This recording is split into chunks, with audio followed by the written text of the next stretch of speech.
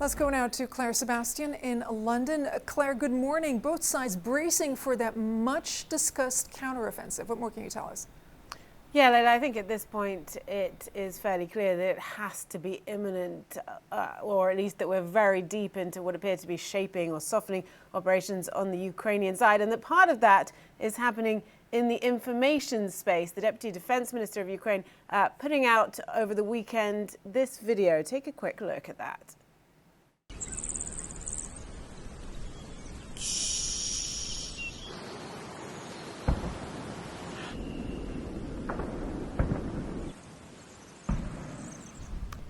So this clearly urging silence around this counter-offensive. The caption of the video is "Plans love silence. The beginning," we assume they mean, of the counter-offensive, will not be announced. The effect, though, quite the opposite, keeps us talking about the counter-offensive. It follows on from another video by the Commander-in-Chief of the Ukrainian Armed Forces just over a week ago, similarly trailer style, showing Ukrainian troops training, showcasing Western weapons. They are allowing the suspense to build around this, presumably so that Russia does not have time to take a pause, to regroup, to retool, and they can continue to probe their defensives. Combine that, of course, with the ramp up in incidents, attacks across the border, which Sam Kiley was just talking about. And this morning as well, Russia, not to be outdone, putting out its own video, the Ministry of Defense, of what it says is a foiled Ukrainian large-scale offensive in the southern Donetsk region, which it says it was, this is the video here, it was able to destroy a large amount of Ukrainian equipment and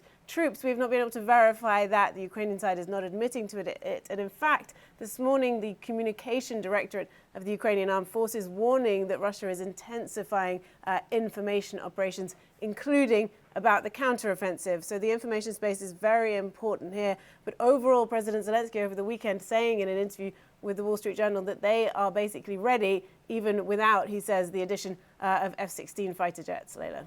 Claire Sebastian reporting. Thank you, as always. Russia is trying to send a message that it's ready to wipe out Ukraine's counteroffensive before it officially begins. A Russian appointed official in occupied Zaporizhia claims Russian forces have repelled a Ukrainian attack in the neighboring Donetsk region. He also says Russian forces have pushed back a Ukrainian advance on the front lines. Ukrainian officials, however, are refusing to comment, and it's difficult to assess what might be an offensive as opposed to probing moves. Well, all that happening after a weekend of deadly attacks on Ukrainian cities and inside Russian territory. Sam Kiley brings us the latest now from eastern Ukraine.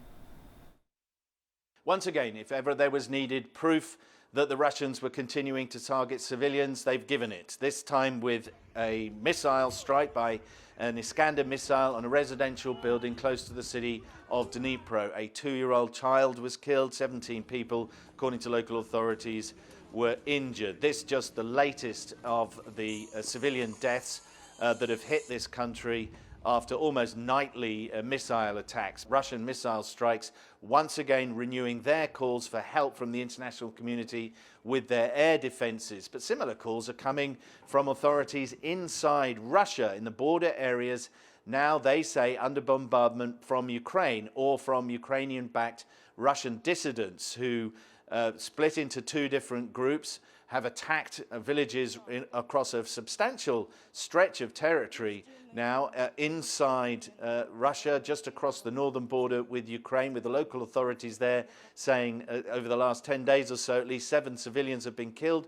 4,000 have had to have been evacuated from a number of towns and villages where they've been burning buildings and a number of artillery strikes that they blame on the Ukrainians. And the Russian dissidents have paraded a number of prisoners of war, at least the people they claim to be prisoners of war, Russian prisoners of war, that they've offered today to exchange with the local governor if he agreed to meet them. He didn't make the rendezvous, and so they have posted online a commitment now to hand those prisoners of war over to the Ukrainian authorities. We've got no independent way of proving whether or not these men were prisoners of war, but we do know that these Russian dissidents are very fast on the draw when it comes to social media. This is very much part of their campaign to try to spread the dissident message, to try to spread ultimately some kind of revolution against Vladimir Putin. The last few days he has picked up that energy, responding in exhorting his subordinates not to fall